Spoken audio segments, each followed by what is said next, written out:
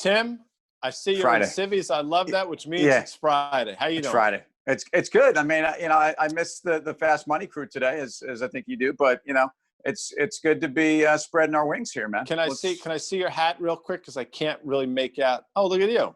That's fantastic. I You mean, should put. Seymour Asset Management. They should be a sponsor of this thing. I was going to say you should put them on the interweb. Maybe we could sell those things. So this is what I was thinking. I saw a statistic today that basically there are 5 companies that are 23%.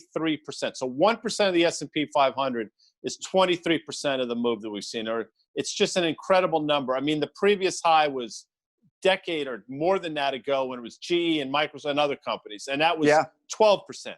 So what I got to thinking was, these 5 companies are the monsters out there. But if you were to pull something out of those 5 companies, are there any hidden gems? For example, Clapton left Cream or Blind Faith and became Eric Clapton. And Sting was the genius behind the Police. I mean, does anybody really remember Stuart Copeland or Andy Summers? Well, I mean, first of all, hold on a second. Here. I do. I'm a drummer, and Stuart Copeland's one of the great drummers of all time. Stuart's a big fan of the show, so I hope he's hearing that. But I hear you. I mean, and unfortunately, I think that look, Sting was a much bigger act. Sting was and remains one of the great pop artists of all time. Was he lost inside the Police? I don't know. The flip side of that is and that thing was going around the internet today about those kids listening to In the Air Tonight, and then when the drums, but that reminded me of how Phil Collins almost single-handedly, and that was my quote on Twitter today, ruined the internet in the 80s with Sussudio and Against All Odds and all these songs. Can't Hurry Love. Oh boy. But think about the band he came. I mean, think about Genesis in the 70s with Peter Gabriel and Phil Collins, and and then you had Mike Rutherford and all the spin-offs of Mike and the Mechanics. So think of that sum of the parts valuation right there. Or how about Pink Floyd?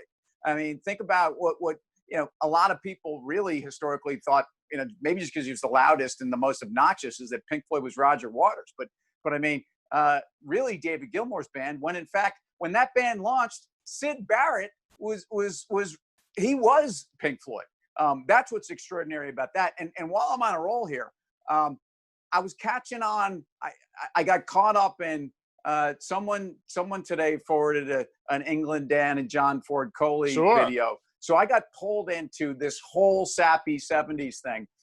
And there I was looking at the Commodores and doing Sail On. And Lionel Richie might be the greatest example of the sum of the parts being stripped out, whether it was the DOJ saying the Commodores need to be broken up.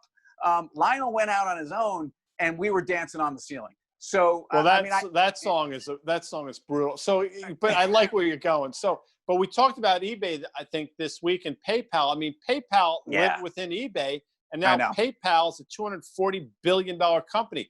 Chipotle, CMG, was a McDonald's spinoff. So out of the 5 big ones, is there some hidden gem in there? Is it Azure? Yes. Is it AWS? Is it some Apple healthcare business? I mean, what's out there that could be the next big thing? Well, I think it is Azure for sure, and I think as we're looking at Microsoft also, and what they've done now with the Microsoft Teams, especially in the world we live in now, where Zoom became Zoom, right? You now do a Zoom call, but the Microsoft Teams video platform, I think is going to crush everybody else.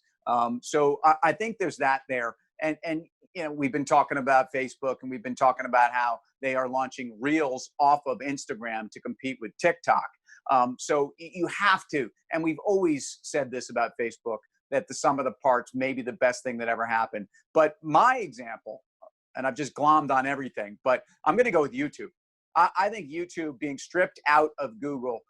You've got the core search business. You've got Google's brick and mortar, but YouTube is a media company that is exploding, and it's to me, I think it will be how a lot of people will be watching TV. Obviously, it's where Tim and Guy's commercial break are living. It's where a lot of people are sending content. I just think it's undervalued, and I think YouTube is a monster waiting to happen. So before we leave you on this Friday, and this is a hard question to answer, but I'll ask it anyway. Would if PayPal had stayed within the eBay family, would it have been as successful? Or, for example, CMG, or did they need to leave in order to, Queen song, spread their wings and fly away? Tim, last word.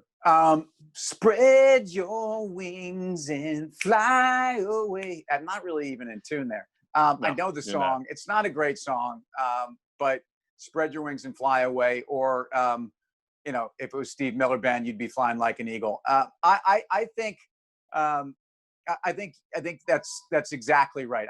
There's no way CMG does what they do as part of McDonald's. McDonald's is such a culture control freak, and there's no way that you are going to be able to establish really a very separate identity. Remember, CMG, despite the run-ins that they had with salmonella or the you know, some of the bacteria, it wasn't salmonella, but they had issues with food cleanliness, but they were known as being the fast casual, wholesome way to eat, and I think that was part of really what got them going in the millennial front. So I don't think there's any question that they don't do what they do as part of themselves. And I think PayPal, look, stripping it out to being just what it is and not confusing it as a payment mechanism on, you know, a site where I could go buy your old gym shorts or something on eBay. I mean, there's no question PayPal has needed to have this platform, especially in other countries around the world, where I think PayPal cemented itself before it came back here and became the dominant force that it is.